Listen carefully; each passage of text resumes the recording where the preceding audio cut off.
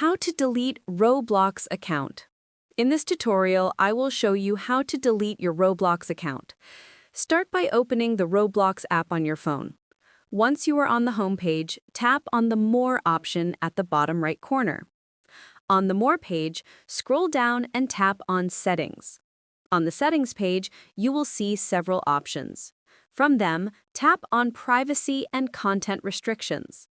On this page, scroll down to the very bottom. You will see an option named Account Deactivation and Deletion. Tap on it. On the next page, two choices appear.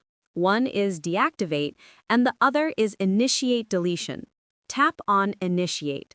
A pop-up will appear asking you to confirm your action.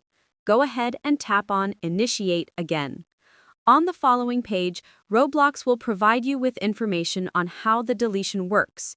You cannot directly delete the account instantly. Instead, you must fill out the Roblox support form to request account deletion. To do this, tap on the support form link provided on the page. On the support form, fill in all the required information, such as your username, email address, and the reason you want to delete your account.